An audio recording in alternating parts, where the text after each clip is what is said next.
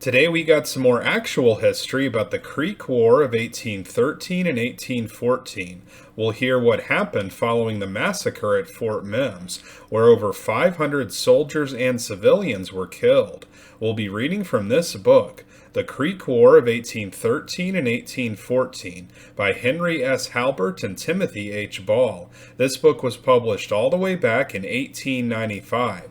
So in this episode, we'll first hear about an attack by the Creeks on the Kimble and James families the day after the Fort Mims attack, and then we'll hear about the attack on Fort Sinquefield, where a small group of settlers and soldiers tried to avoid a similar fate to that of Fort Mims. Ransom Kimble with his family came from South Carolina to the Tombigbee River, settling near McGrew's Reserve about 1807, but in 1812 the family removed into the Bassett's Creek Valley, near to the home of a settler whose name was Sinquefield. When the stockade was built bearing this pioneer's name, as a protection from the dreaded Muskogee incursions, the Kimble family with the others in that neighborhood left their plantation home for a residence in the stockade. After a time, no Indians appearing east of the Alabama River, and the small stockade being crowded, the Kimble family and the family of Abner James retired to the cooler and more roomy plantation cabin. They were spending their days of that last week in August of 1813, knowing indeed that there was danger, but not thinking how unexpectedly Indians from the eastward might come upon them. On Tuesday evening, August 31st, quite late in fact into the night, as young Isham Kimble and a daughter of Abner James were sitting up with a sick member of the household, the dogs ran out furiously and barked violently, while the sounds of running human feet were so distinctly and alarmingly heard that Miss James, with admirable presence of mind, blew out the candle. Yet when the morning came, the families neglected to return to the stockade. It was their last opportunity. It seems to be deeply embedded in human nature not to heed warnings. On Wednesday, September 1st, 1813, at about 3 o'clock in the afternoon, suddenly from the creek bottom Francis called the prophet, and his warriors appeared. Ransom Kimble was away from home. Abner James and a visitor named Walker were in sight within the house, upon whom the Indians fired, but neither man was wounded, and without stopping to make any defense for the helpless women and children, which in the circumstances was no doubt hopeless, taking along his son Thomas, 14 years of age, and his daughter Mary, Abner James with Walker started with all possible speed for Fort Sinquefield. These four reached the stockade in safety. Isham Kimble, a youth of 16 with a little brother, was at the blacksmith shop, distant from the house 150 yards. Hearing guns and immediately after seeing the Indians in his father's dooryard killing the inmates of his home, he also started at once with his brother for the stockade. The distance was a little more than a mile. The brothers avoided the roadway. The Indians saw them and fired a gun, the shot cutting the chinkapin bushes near them but harming neither. Crossing a little stream that flows between the two localities, the elder brother fell. Regaining his feet and then looking around, to his surprise his little brother was not in sight. He was with him when the gun was fired and was not hurt, and that seems to be the last that was certainly known of this child. Of his death or of his captivity among the Indians, nothing was ever heard. Like the disappearance of Ginevra of Modena, all that was ever known was the brief record that he was not. On the first day of September 1813, that young Kimble boy passed strangely out from the knowledge of all the white dwellers in Clark. The young Isham Kimble, finding himself alone, hurried on towards the stockade. Uncertain in regard to its direction, he walked up the inclined body of a prostrate pine tree to get a better view around him, but hearing Indian voices on the roadway, he hastened down from his exposed position. He was soon met, almost exhausted as he now was, by Thomas Matlock and John O'Gwen, who had heard the guns and left the stockade to reconnoiter, and they returned with him to the fort. Of the onslaught at the Kimble home and the dooryard, quick, savage, and merciless as it must have been, there were no witnesses except the helpless victims and the Muskogees. There was not much scattering of the families after the 2 men and the 4 children made their hasty retreat. The savage blows from clubs and tomahawks fell thick and fast. Scalps were removed. The domestic animals were killed. The house was pillaged, and in a short time the Muskogees were out of sight in the densely wooded region that bordered on the creek. leaving of women and children, all supposed to be dead, 14 bodies in the house and dooryard. It is said above, in a short time, and short it must have been, perhaps not more than 20 minutes, for Ransom Kimble, away on horseback, hearing the gun, started for his home. He reached it in time, only to find the work of death completed, and the Indians, like a destroying cyclone, gone, he knew not where. Seeing the fearful desolation at his lately peaceful home, sick at heart we may well know, he too retired to the stockade. We might suppose that on his arrival there, with his grief-laden report, a force would have immediately proceeded to the home spot to care for the dead, but the men were mostly absent at their plantations, and when they came in at nightfall, not knowing the number of the Indian band, nor how soon their stockade would be attacked, they were busy posting pickets and preparing for defense. So the dead were left in the care of God. Night and darkness came, and then a gentle rain. One of the scalped women, Mrs. Sarah Merrill, a daughter of Abner James, although struck senseless by a war club, was not dead. In the night, perhaps with the cool raindrops falling on her, she revived. Her thoughts were soon for her little child. There were 2 children in the house of the same size and age, and how in the darkness among the bloody dead bodies could she recognize her own? The dress of one fortunately was fastened with buttons, and the dress of the other only with strings. This the mother well knew. She found her little one, a boy 1 year of age, and his body was yet warm. She nursed him for a few moments, and he revived. His short hair had saved him from being scalped, and with her living child in her arms, standing with difficulty upon her feet, she too left that fearful spot, where there seemed to be no more life, and started slowly for the fort. At length, almost exhausted, she placed her child in a hollow log, and dragged herself along. In the early morning the inmates of the fort were startled by the slow approach of a feeble, scalped woman. Soon they recognized her, and some went immediately for the child, and both mother and child lived. The remaining bodies of the dead were brought up the next day and buried near the stockade. Ransom Kimble did not long survive. He died at Fort Madison. Isham Kimble, the one survivor of the Kimble family, became an influential citizen in Clark County. He was for many years clerk of the circuit court and held other public offices. He started with nothing and accumulated by diligent effort property amounting in the value of $40,000. He has many descendants now living.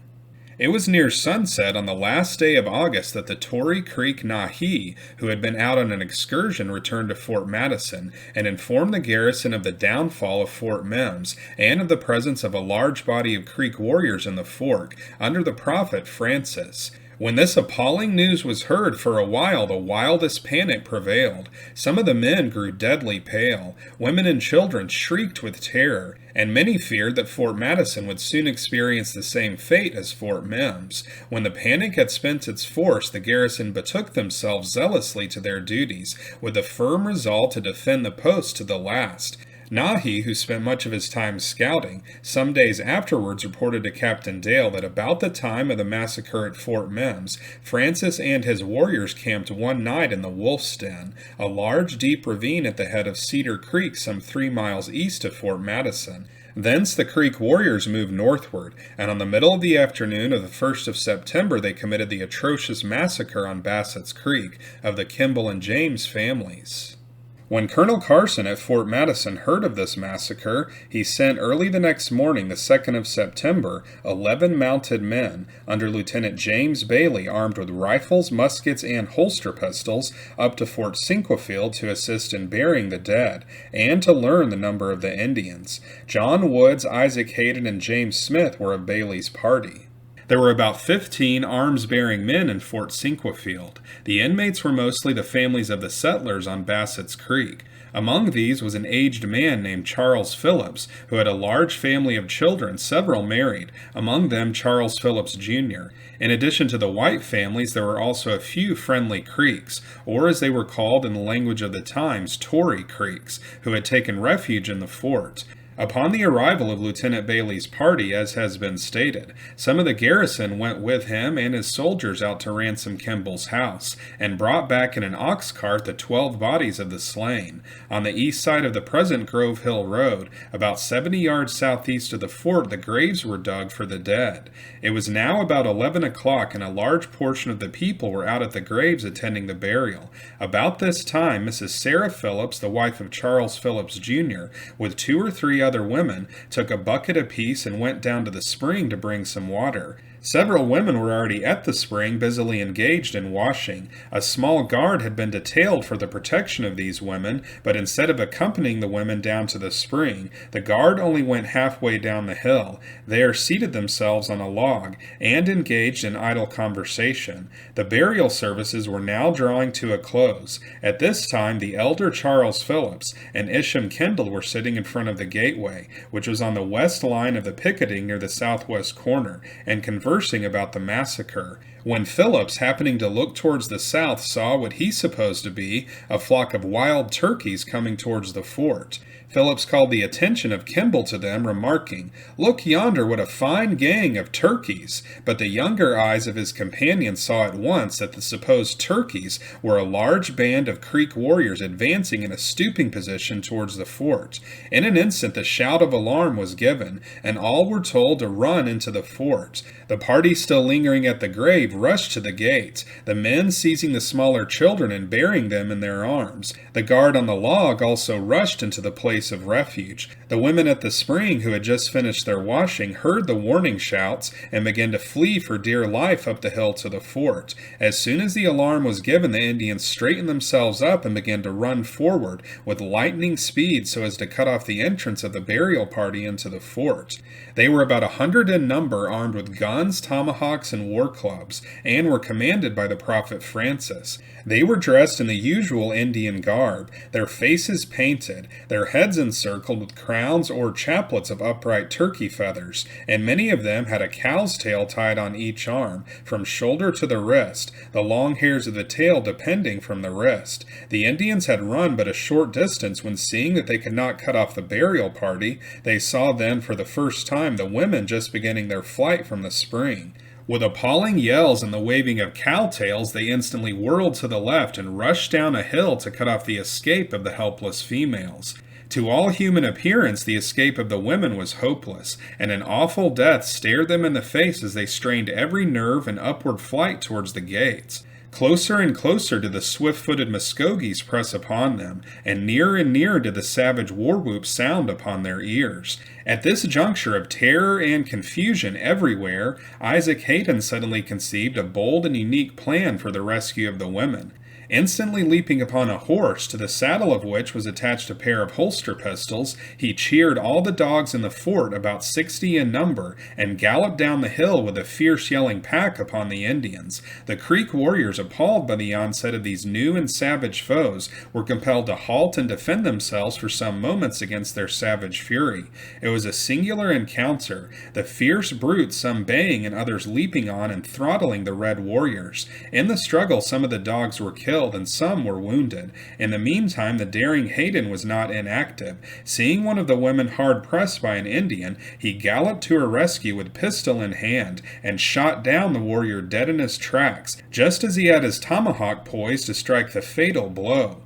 Hayden's dogs of war had by this time done their duty well, and had so checked the charge of the Indians that all the women save one safely escaped into the fort. A black woman who was of the party with washpot on her head was the first to reach the gates. Almost bereft of her senses when she heard the terrible cry of the Indians, she did not think to throw the pot aside, but bore it poised with one hand on her head, all the way from the spring to the gate. It was indeed a terrible race for the women up that steep hill. One young woman, Miss Winnie Odom, had nearly reached the gate, when she sank to the earth in terror and exhaustion. A soldier rushed out, gun in hand, and seizing her by the hair, thus dragged her into the gate. Such was the exigency of the occasion.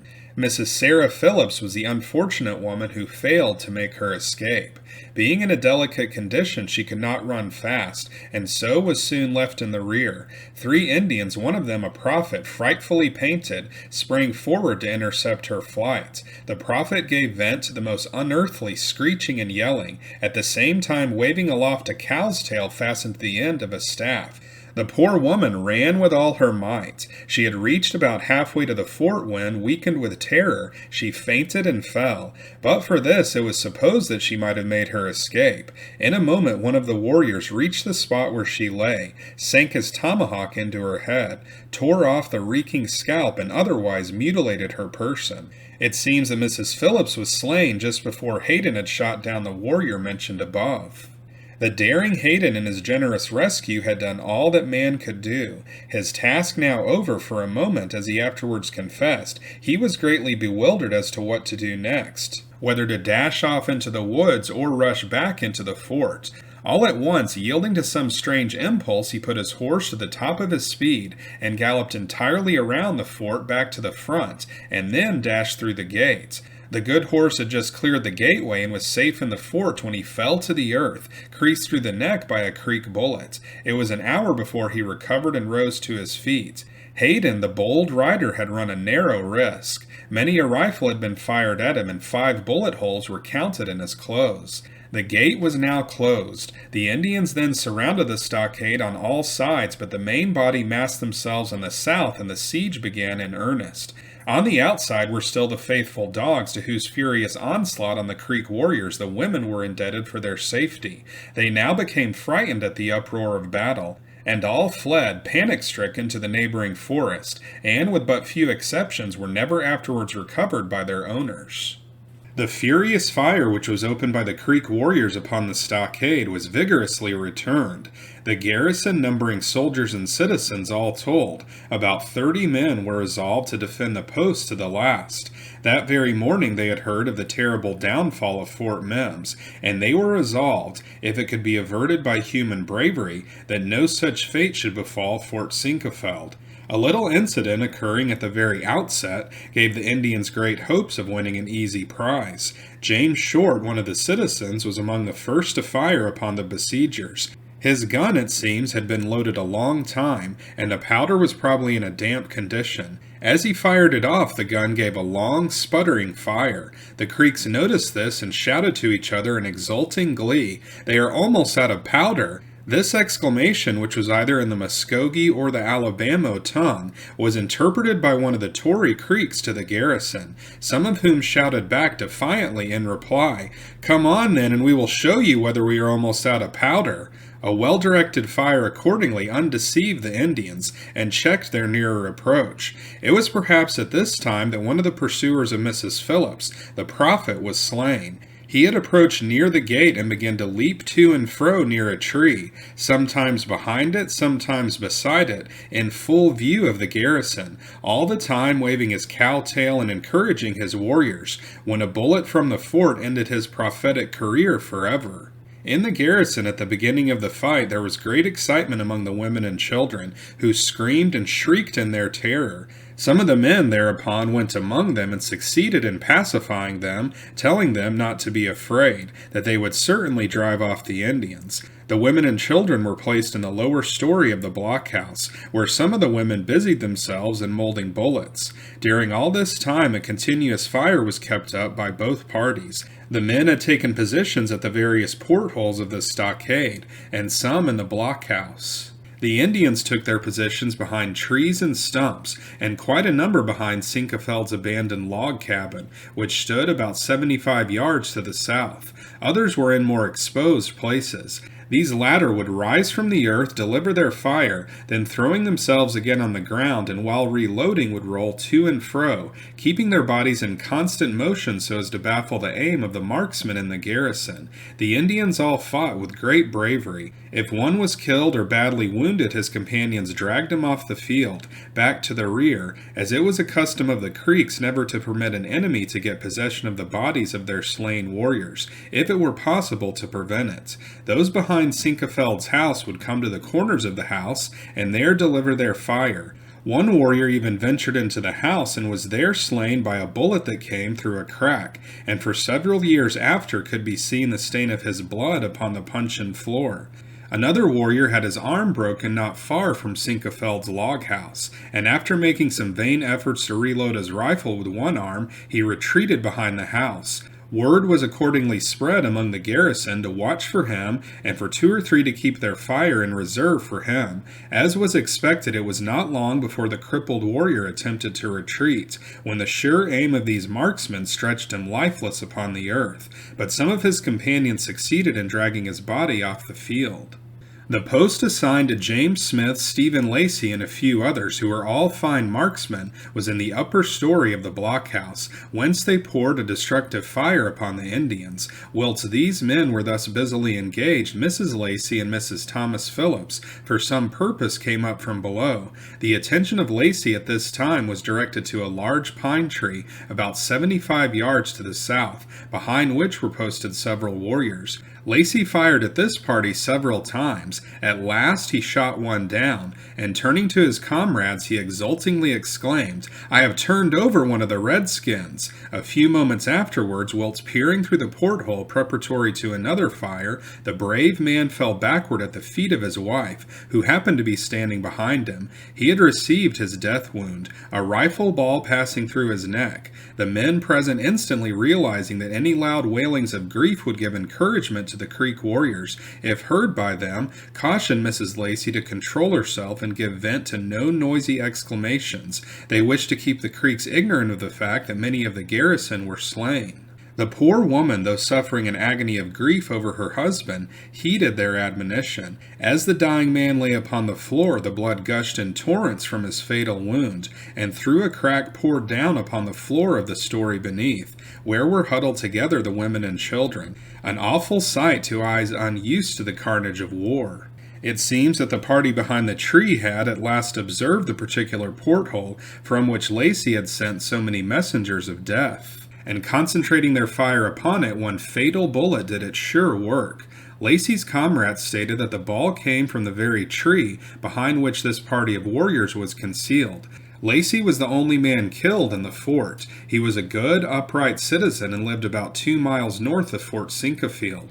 About the same time that Lacy was killed, James Dubose, a boy of about 10 years of age, while on the stairway leading from the lower to the upper story of the blockhouse, was slightly wounded in the back by a ball. In the meantime, in the excitement and confusion of the fight, Charles Phillips was for some time ignorant of the death of his wife. He did not even know that she had gone out with the other women to the spring. When at last the terrible news was communicated to him that his wife was lying outside a mangled corpse, he became frantic with grief. In his wild frenzy he was on the point of rushing out alone upon the Indians, when some of his comrades seized him and held him until the end of the siege.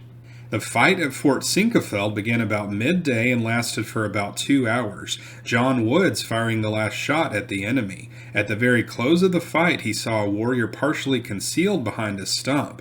Woods fired and broke the Indian's right arm. After reloading his rifle, he saw that the warrior, owing perhaps to the pain of his wound, had unconsciously exposed his left arm on the other side of the stump. Woods fired again. The shot again took effect, and the Indian sprang to his feet and fled, a broken arm dangling helplessly at each side. The Creeks now despaired of success, and desisting from the siege they retreated, taking with them all the horses hitched near the fort. Some of those horses belonged to citizens in the fort, other to Lieutenant Bailey's troopers. It was upon one of the latter that Hayden made his desperate charge. It may be here stated that 3 of the horses captured at Fort Sinkefeld were, several days afterward, recaptured by Lieutenant Bradbury's command from a party of Indians, to which they gave chase but which they could not bring to action. As soon as the Indians had retired from the fort, Phillips went out with some of his friends and brought in the body of his wife. Over the mangled corpse, Phillips gave vent to an agony of grief. A profound sympathy pervaded the garrison for the bereaved man and the motherless children, and many mingled their tears with those shed by the husband and the kindred of the dead. It was a heart-rending scene. The settlers all present knew Mrs. Phillips well. She was a kind-hearted, religious woman and universally beloved. She and Lacy were buried that evening, but there is some uncertainty as to the particular place on the fort grounds where their graves were made. About an hour after the departure of the Indians, some of the people took the trail and followed it about 2 miles. Upon their return, they reported this, and the people, fearing a possible return of the Indians in greater numbers, resolved to abandon the fort as early as possible and retire to Fort Madison. A small portion of the people left Fort Sinkafeld for Fort Madison late that evening. They did not move off in a solid body, but in quite a disorderly manner, some arriving at Fort Madison about the usual bedtime, others late in the night. In fact, there were continuous arrivals during the entire night. Some of the women were badly frightened on their retreat, their fears frequently converting an innocent black stump into a bloodthirsty Creek warrior, whereat they would give vent to shrieks of terror. Among the inmates of Fort Sinkafeld was a man named George Bunch. When he heard that the people were determined to go to Fort Madison, he cowardly abandoned his wife and children, struck out alone, and was the very first man to arrive at the place of refuge. His poor wife, the family had but little worldly substance, and preparing for her departure, emptied a bed tick and filled it with all the family clothing and other such domestic articles as she prized. Throwing this heavy bundle on her shoulders, and encumbered besides with the care of 2 small children, she left the fort with the evening party. She was not able to travel as fast as the others, and consequently was soon left alone in the rear. All night on her weary way, with the horror of the lurking Indian harrowing her soul, and taking only occasional intervals of rest, the poor woman staggered along under heavy burden. At sunrise she reached Fort Madison. She had just passed the guards when at last, relieved from all anxiety, she sank to the earth in a swooning fit. But kindly hearts and hands quickly and willingly administered to her comfort. Such were some of the trials of the women of the frontier. Mrs. Bunch was the last arrival of the evening party at Fort Madison, as her coward husband had been the first. The world has its cowards as well as its heroes. Hayden is the type of one class, Bunch of the other. The day after the attack on the fort, the soldiers and the remaining families arrived at Fort Madison, where the inmates of Forts Glass and Lavier had taken refuge. As a trophy of the Sinkafeld fight, some of the party brought down with them the Prophet's magical banner. It was a large cow's tail, dyed red, and the end of a red staff inserted and tightly fastened in the orifice from which the bone had been taken, the staff altogether being about 5 feet long. The loss of the Creeks at Fort Sinkafeld was 11 killed on the field. Their wounded were, doubtless, much more numerous. With the exception of the Prophet killed near the gate, all the slain warriors were dragged during the progress of the fight down the hill, towards the spring. There they were slightly buried by being covered with leaves and brush, and for many years after their bones could be seen. After leaving Fort Sinkafeld, Francis and his warriors retreated along the Alabama River to Burnt Corn Spring. From information given by some of Mr. Kimble's slaves who were captured by the Indians and afterwards recovered, many of the severely wounded Creek warriors died after crossing the Alabama River. It is very probable that not all of Francis's warriors crossed the Alabama. From the fact, as has been stated, that a few of the horses captured at Fort Sinkafeld were, several days afterwards, recaptured by Lieutenant Bradbury's command, it may well be supposed that some of Francis's warriors may have remained in the fort. The attack of Francis and his warriors on Fort Sinkafeld was not characterized by that stratagem and sound judgment displayed by the other Creek war party, which enabled them to be so successful in the capture of Fort Mims. If, during some day or night previous to the fight, Francis had led his warriors forward and secreted them near Fort Sinkafeld, and there patiently watched his opportunity, then seizing the supreme moment had rushed forward, he might, by dint of overwhelming numbers, have taken the place by assault, and ruthlessly massacred every living being within its walls, and the name of Fort Sinkafeld would have stood next to that of Fort Mims in the catalogue of Indian horrors. But by the unsearchable decree of the supreme ruler of events, such a dark chapter was never to be recorded on the pages of Alabama history. So that's it for this episode. This is the 3rd episode in my series on the Creek War of 1813 and 1814. The Kimble James Massacre was another terrible event, similar to Fort Mims, where most of these 2 families were killed. But the Battle of Fort Sinquefield went much better for the settlers. Only 2 were killed in that battle, and the Creeks took enough casualties to force their retreat. In the next episode in this series, we'll see what happens to these settlers who have now fled to Fort Madison, and we'll see the Choctaw and Chickasaw tribes enter the war. This channel is called Unworthy History because we talk about actual history that is now deemed unworthy of being shown on history channels on TV. Those channels unfortunately don't play much actual history anymore, but here on Unworthy History, we are committed to keeping actual history alive. History about people who lived much more difficult lives than we have to. People whose shoes we are unworthy to stand in.